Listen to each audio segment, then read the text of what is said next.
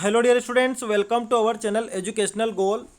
और आज हम क्लास 12th के लिए इतिहास की सीरीज को स्टार्ट करने जा रहे हैं। ये आप देख सकते हैं, चैप्टर फर्स्ट है भारतीय इतिहास के कुछ विषय भाग एक। ये आपकी जो बुक है उसका फर्स्ट चैप्टर ले रहे हैं, जिसका नाम है ईंट, मनके तथा अस्थियाँ, और ये उसका पार्ट फर्स्ट है, यानी कि भाग एक है। तो इस सीरीज़ को हम कंप्लीट करने वाले हैं। तो इससे पहले मेरी आप सभी से एक रिक्वेस्ट है कि जो भी हमारे चैनल पर नए हैं वो हमारे चैनल एजुकेशनल गोल को सब्सक्राइब कर लें। और अगर आपको इस इतिहास की सीरीज़ के नोट्स चाहिए, पीडीएफ चाहिए, तो आप हमारे टेलीग्राम चैनल एजुकेशनल गोल को ज्वाइन कर लीजिए, जिसकी लिंक हम इस वीडियो के डिस्क्रिप्शन बॉक्स में दे रहे हैं। तो चलिए वीडियो स्टार्ट करते हैं। चैप्टर का नाम आप जानते हैं, ईंट, मनके तथा अस्थियाँ। ये देखिए, सबसे पहले बात हम करेंगे हड़प्पाई मुहर की। जो हड़प्पाई मुहर हमें सिंधु घाटी सभ्यता में मिली, उसके बारे में हम बात करने वाले हैं। ये देखिए, ये आप यहाँ पर देख रहे हैं, ये वो मुहर है जिसकी हम बात करने जा रहे हैं। यहाँ पर आप देख रहे हैं एक जानवर है जो एक सिंग वाला है, और यहाँ पर आप लिपि भी देख रहे हैं। तो इसी की बात हम करेंगे। देखिए, पहला पॉइंट क्या है कि हड़प्पा अथवा सिंधु घाटी सभ्यता की सबसे विशिष्ट पुरावस्तुओं में से एक है। यानी कि जो भी खोद करके जो सामान निकाला गया सिंधु घाटी सभ्यता से, हड़प्पा सभ्यता से, उसमें सबसे खास जो पुरावस्तुएं मिली है उसमें से एक है हड़प्पाई मुहर। ये आप यहाँ पर देख ही रहे हैं। और इसको सेल खेड़ी नामक पत्थर से बनाया गया है। ये क्वेश्चन कई बार पूछा जा चुका है। तो जो भी हमारे आर्ट्स के स्टूडेंट्स हैं उनसे रिक्वेस्ट है कि इसको बड़े ध्यान से समझे कि हड़प्पाई मुहर किससे बनाई गई है। सेल खेड़ी नामक पत्थर से बनाई गई है। फिर तीसरा हमारा पॉइंट है कि मुहरों पर मुख्य रूप से जानवरों के चित्र एवं लिपि उकेरी गई है। ये आप जानवर देख ही रहे हैं मुहर पर, और ये ऊपर आप जो देख रहे हैं ये है लिपि, ठीक है। और चौथा पॉइंट हमारा कहता है कि इस लिपि को अभी तक पढ़ा नहीं जा सका है। यानी कि हड़प्पा सभ्यता के दौरान जो भी लिपि उपयोग में थी उसको अभी भी वैज्ञानिक लोग पढ़ नहीं पाए कि इनका क्या मतलब है। अब आगे देखते हैं। देखिए, ये कुछ और हड़प्पाई मुहर हम आपको बता रहे हैं। ये आप देख सकते हैं, ये यहाँ पर एक और हड़प्पाई मुहर है, और यहाँ पर आप दूसरी देख सकते हैं। यहाँ पर आपको एक वृषभ या बैल का चित्र दिखाई दे रहा होगा, और यहाँ पर भी कोई ईश्वर है, ये आप देख रहे हैं साफ साफ, और ये आसपास उनके ये जानवर है ना। तो ये कुछ और हड़प्पाई मुहर है। ये और आप आगे देख सकते हैं, ये बहुत सारी मोहरें हैं हमारे पास। आप इनके चित्रों को देखकर इनको समझिए। ये आप दो शेर जैसा कुछ देख रहे हैं यहाँ पर फिर से एक वृषभ है, ये हाथी का चित्र भी बना हुआ है ना। तो ये सारी मोहरें कब की हैं? सिंधु घाटी सभ्यता के दौरान की है। अब आगे बढ़ते हैं हम। ये देखिए, अब हम कालखंड की बात कर लेते हैं और उन वस्तुओं की बात कर लेते हैं जो हमें सिंधु घाटी सभ्यता में मिली है, और वो कौन से क्षेत्र है जहाँ से वो मिली है। तो कालखंड आप देखिए, सिंधु घाटी सभ्यता का जो कालखंड है वो है 2600 ईसा पूर्व से 1900 ईसा पूर्व। और जो सिंधु घाटी का जो क्षेत्र है वो अफगानिस्तान, बलूचिस्तान यानी कि आज जो पाकिस्तान में मौजूद है, जम्मू और गुजरात। और क्या क्या पुरावस्तुएं मिली है? मोहरें मिली है हमें, मनके और बाट मिले हैं, पत्थर के फलक मिले हैं, और पकी हुई ईंटें हमें यहाँ से खुदाई से प्राप्त हुई है। कहाँ से? हड़प्पा सभ्यता से। अब आगे देखते हैं हम। ये देखिए, अब हम सभ्यता की ही बात कर लेते हैं कि सभ्यता या संस्कृति कहते किसे हैं। तो देखिए, क्या डेफिनेशन दे रखी है हमने कि सभ्यता शब्द का प्रयोग मानव समाज के एक सकारात्मक, प्रगतिशील और समावेशी विकास को इंगित करने के लिए किया जाता है। सभ्यता से मनुष्य के भौतिक क्षेत्र की प्रगति सूचित होती है। यानी कि सभ्यता से ये पता चलता है कि मनुष्य ने कितना विकास किया है। अब दो आप टर्म देख रहे हैं नीचे, बीसी और एडी। बीसी का फुल फॉर्म होता है बिफोर क्राइस्ट, और एसी का फुल फॉर्म होता है एनो डोमिनी। बिफोर क्राइस्ट का मतलब होता है ईसा पूर्व, यानी कि ईसा मसीह के जन्म से पूर्व के जो वर्ष हैं। और एनो डोमिनी का मतलब होता है ईसा मसीह के जन्म के वर्ष से, ठीक है। तो ये दो टर्म है, आपको पता होना चाहिए। बीसी मतलब क्या होता है और एडी मतलब क्या होता है। और यहाँ पर हमने आपको बता दिया कि सभ्यता या संस्कृति मनुष्य के विकास की सूचक होती है। आगे देखते हैं। अब देखिए, निर्वाह के तरीके, यानी कि उस दौरान जो लोग रहते थे उनके जीवन यापन करने के तरीके किस प्रकार के थे। तो देखिए पहला पॉइंट हमारा कहता है कि आरंभिक हड़प्पा सभ्यता के निवासी कई प्रकार के पेड़ पौधों से प्राप्त उत्पाद एवं जानवरों से प्राप्त भोजन करते थे। ठीक है, तो ये बिल्कुल स्टार्टिंग की ही बात है, जब यह सभ्यता स्टार्ट हुई होगी उस समय। फिर दूसरा पॉइंट हमारा कहता है कि जले हुए अनाज के दाने तथा बीजों से जो हमारे इतिहासकार या पुरातत्वविद है उन्होंने आहार संबंधी आदतों के विषय में जानकारी प्राप्त की। किनके बारे में? हड़प्पा सभ्यता के लोगों के बारे में। कैसे करी उन्होंने? जले हुए अनाज के दानों से और बीजों से। ठीक है, कि वो उस समय क्या भोजन करते होंगे। तो क्या निकला देखो, हड़प्पा स्थलों से मिले अनाज के दानों में गेहूं के दाने मिले हैं, जो दाल, सफ़ेद चना और तेल, ये सारी वस्तुएं उस समय मिली है। फिर अगला पॉइंट हमारा कहता है कि बाजरा के दाने गुजरात के स्थलों से प्राप्त हुए हैं। यानी कि बाजरा के दाने कहाँ से मिले हैं? गुजरात से। आपको सभी को ये छोटी छोटी बातें पता होना चाहिए। आगे देखते हैं हम निर्वाह के तरीके में वो कुछ और बातें, कि हड़प्पा स्थलों से प्राप्त जानवरों की हड्डियों में मवेशियों, भेड़ बकरी, भैंस तथा सूअर की हड्डियाँ शामिल है। यानी कि ये जो जानवर है उस दौरान भी ये थे, ये सारे के सारे। और दूसरी बात कि ये सभी जानवर पालतू जानवर थे। ये तो अगला पॉइंट आप यही देख रहे हैं कि पूरा प्राणी विज्ञानियों अथवा जीव पुरातत्वविदों के अध्ययनों से संकेत मिलता है कि उपरोक्त सभी जानवर पालतू थे।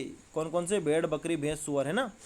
और अगला पॉइंट है कि जंगली प्रजातियों जैसे कि वराह यानी कि सूअर, हिरण तथा घड़ियाल की हड्डियां भी मिलती है। घड़ियाल आप सभी को पता है कि जो मगरमच्छ है वो धरती के सबसे पुराने प्राणियों में आता है। मछलियों तथा पक्षियों की हड्डियां भी मिलती है, यानी कि ये सभी जानवर उस दौरान भी मौजूद थे। अब आगे देखते हैं हम, ये देखिए कृषि प्रौद्योगिकी। तो देखिए ये जो पहला पॉइंट है ये तो हमारा पुराना जो भी मैं आपको समझा चुका हूँ वही है। तो इसमें जो कृषि प्रौद्योगिकी में जो पहला पॉइंट रहेगा वो ये रहेगा कि पुरातत्वविद ये मानते हैं कि हड़प्पा सभ्यता के दौरान खेत जोतने के लिए हल का प्रयोग होता था। किसका प्रयोग होता था? हल का प्रयोग। यानी कि उस ज़माने में भी लोग हल का प्रयोग करते थे।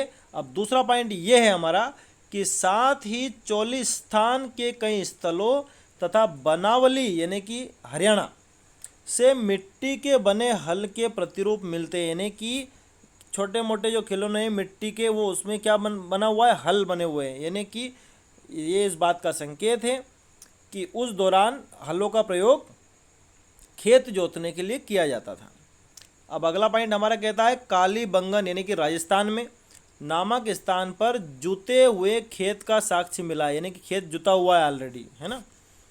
फिर अगला पॉइंट कहता है हमारा कि हल रेखाओं के दो समूह एक दूसरे को समकोण पर काटते हुए विद्यमान हैं, जो यह दर्शाते हैं कि एक साथ दो फसलें उगाई जाती थी। ठीक है, ये सारी बातें किसके अंतर्गत है?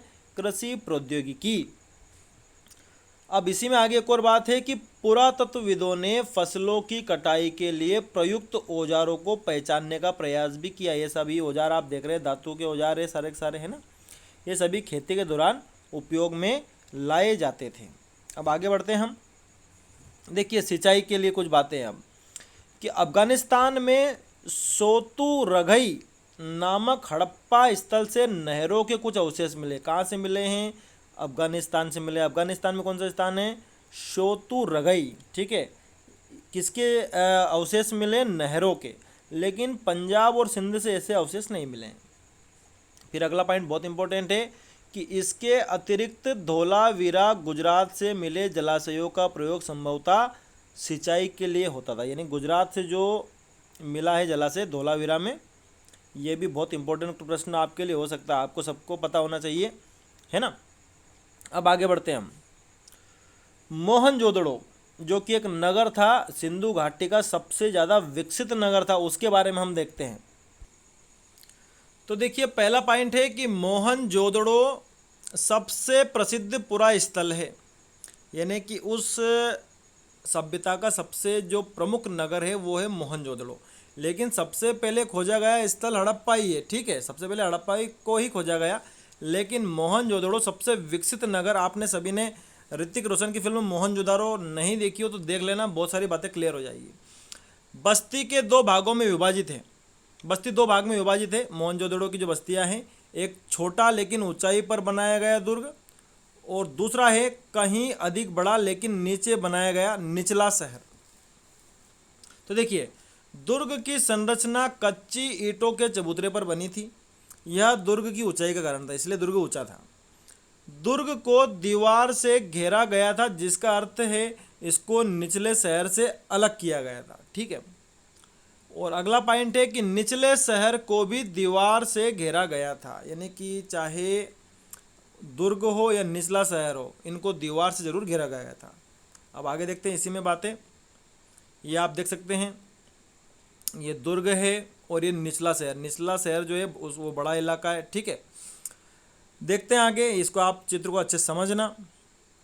ये देखिए कि चबूतरे के यथास्थान बनने के बाद शहर के भवन निर्माण का चबूतरे तक निश्चित होना, इससे प्रतीत होता है कि पहले बस्ती का नियोजन किया गया था, उसके बाद क्रियान्वयन। इसका मतलब ये है कि मोहनजोदड़ो जो शहर था उसकी पहले एक योजना बनाई गई, उसके बाद उसको बनाया गया।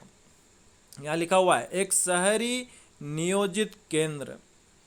फिर अगला पॉइंट हमारा कहता है कि भवनों के निर्माण में ईंटों का प्रयोग हुआ है, जिन्हें धूप में सुखाकर अथवा मिट्टी भट्टी में पकाकर बनाई गई हो। तो ये जो बात आप समझ गए हैं कि ईंटों का प्रयोग हुआ है और पकी हुई ईंटें। अगला पॉइंट है कि ईंटें निश्चित अनुपात की होती थी, जैसे कि आज आप देखते सारी ईंटें एक जैसी होती है, वही बात है ये भी, है ना। आगे देखते हैं, ये देखिए हड़प्पा कालीन सिंधु घाटी सभ्यता संस्कृति के प्रमुख स्थल, ये जितने भी दे रखे हैं आप इसमें देख सकते हैं कि जो आप मोहनजोदाड़ो जो देख रहे हैं वो यहाँ पर है। ठीक है, और जो हड़प्पा है वो रावी नदी के किनारे है। ठीक है, और जो मोहनजोदाड़ो है वो सिंधु नदी के किनारे, ये आप देख सकते हैं सिंधु नदी यहाँ से यहाँ आ रही है। ठीक है, और ये हड़प्पा जो सभ्यता है, मतलब हड़प्पा जो ये इलाका है, ये रावी नदी के आसपास है। ठीक है, आगे देखते हैं, और भी बहुत सारे इसमें आप देखना, कालीबंगा भी है, बनावली भी है, रोपड़ भी है। ठीक है, अब देखिए 3.1, उसी मोहनजोदड़ो जो नगर है उसी के नालों और गलियों के बारे में बात है। पहली बात है कि हड़प्पा शहरों की सबसे अनूठी विशिष्टताओं में से एक जल निकास प्रणाली थी, यानी कि उस जमाने में जो नालियों का जो निकास था वो बहुत गजब का था। तो ये उसी के बारे में बात हो रही है। सड़कों तथा गलियों को ग्रिड पद्धति से बनाया गया था, ये एक दूसरे को समकोण पर काटती थी। तीसरा पॉइंट हमारा कहता है कि ऐसा प्रतीत होता है कि नालियों के साथ गलियों को बनाया गया था और फिर उनके अगल बगल आवासों का निर्माण किया गया था, यानी कि मोहनजोदड़ो में चाहे नालियों की बात हो, गलियों की बात हो या मकान की बात हो, सभी को योजनाबद्ध तरीके से ही बनाया गया था, ताकि चाहे कितनी ही बारिश हो जाए जो पानी है वो नालियों में ही जाना चाहिए। ऐसा नहीं कि पूरी सड़कें पानी से पैक हो गई है। ठीक है, ऐसी निकास प्रणाली थी मोहनजोदड़ो के समय। आगे देखते हैं गृह स्थापत्य, यानी कि उस जमाने में जो घर थे, मोहनजोदड़ो जो नगर था उसमें कैसे घर थे उसके बारे में हम बात करने वाले हैं। तो देखिए पहला पॉइंट है कि मोहनजोदड़ो का निचला शहर आवासीय भवनों के उदाहरण प्रस्तुत करता है। ये आप यहाँ पर ये चित्र भी देख रहे हैं, ये एक घर का ही चित्र है। इन आवासों में कई आंगन पर केंद्रित थे, जिनके चारों ओर कमरे बने हुए थे। ये आप अंदर आंगन ही आंगन देख रहे हैं। ठीक है, लेकिन बाहर जो है आप देख रहे हैं कि दीवारें हैं और अंदर इनके आंगन हैं। ठीक है, फिर अगला पॉइंट हमारा कहता है कि भूमि तल पर बनी हुई दीवारों पर खिड़कियां नहीं है और इनमें आपको खिड़की देखने को नहीं मिलेगी।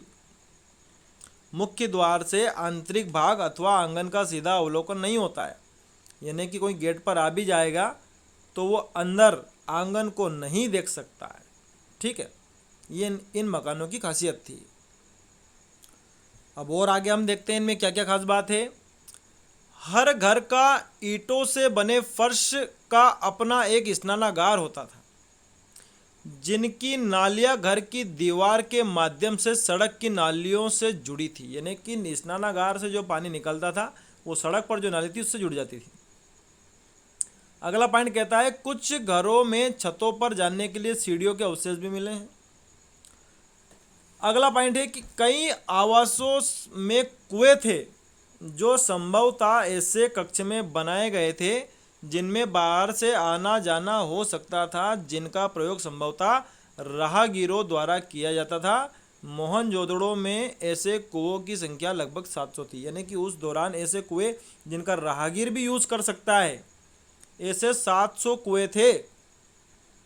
आप समझ सकते हैं कितना उत्कृष्ट नमूना था ये आधुनिक नगर के लिए, है ना। अब देखिए दुर्ग पर हमें ऐसी संरचनाओं के साक्ष्य मिलते हैं जिनका प्रयोग संभवतः विशिष्ट सार्वजनिक प्रयोजनों के लिए किया जाता था, जैसे कि माल गोदाम, एक ऐसी विशाल संरचना जिसके ईंटों से बने केवल निचले हिस्से शेष हैं, इसके ऊपरी हिस्से जो संभवतः लकड़ी से बने थे पूरी तरह नष्ट हो चुके हैं। अब हड़प्पा की दुर्दशा क्यों हो गई ये भी देख लीजिए।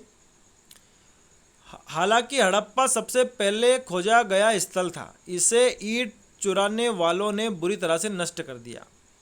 1875 में ही भारतीय पुरातात्विक सर्वेक्षण के पहले जनरल अलेक्जेंडर कनिंघम, जिन्हें सामान्यतः भारतीय पुरातत्व का जनक भी कहा जाता है, ने लिखा था कि प्राचीन स्थल से ले जाई गई ईंटों की मात्रा लगभग 100 मील लंबी लाहौर तथा मुल्तान के बीच की रेल पटरी के लिए ईंटें बिछाने के लिए पर्याप्त थी। इस प्रकार इस स्थल की कई प्राचीन संरचनाएं नष्ट कर दी गई।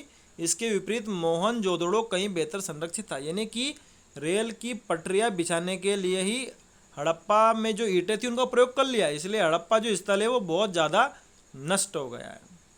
आगे देखते हैं हम। देखिए स्नानागार यानी कि जो नहाने का जो स्थान है उसका वर्णन देख लीजिए। यह आंगन में बना एक विशाल आयताकार जलाशय है।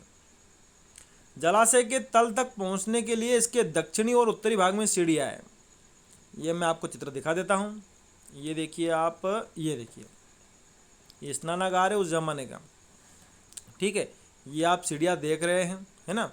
तो ये क्या है, उत्तर दक्षिण में सीढ़ियां इस स्नानागार में उतरने के लिए ही बनाई गई है। आप उस मोहनजोदड़ो फिल्म को देखोगे तो आपको और भी क्लियर हो जाएगा कि उसमें भी एक तालाब का एक सीन है, एक स्नानागार का सीन है, ठीक है। देखते हैं आगे हम। जलाशय के किनारों पर ईंटों को जमा कर जिप्सम के गारे से जलबद्ध किया गया है। चौथा पॉइंट कहता है कि इसके तीनों ओर कक्ष बने हुए थे, जिसमें से एक में बड़ा कुआं बना हुआ था। ये उस जमाने की बात है जो हमें अवशेष मिले हैं। जलाशय से पानी एक बड़े नाले में बह जाता था। अगला पॉइंट है कि इसके उत्तर में गली के दूसरी ओर 8 स्नानागार बनाए गए थे। प्रत्येक स्नानागार से नालियां गलियारे के साथ साथ बने एक नाले में मिलती थी। और आखिरी पॉइंट है कि इस जलाशय की संरचना के अनोखेपन से इस बात का स्पष्ट संकेत मिलता है कि इसका प्रयोग किसी प्रकार के विशेष अनुष्ठानिक स्नान के लिए किया जाता था। तो यहाँ पर आकर के हमारा पहला भाग ईंट, मनके तथा अस्थियाँ ये पूरा होता है। अगला भाग हम जल्दी बनाने वाले हैं। तो आप सभी से एक बार और रिक्वेस्ट करता हूँ कि हमारे चैनल एजुकेशनल गोल को सब्सक्राइब कर लीजिए। Thanks for watching this video.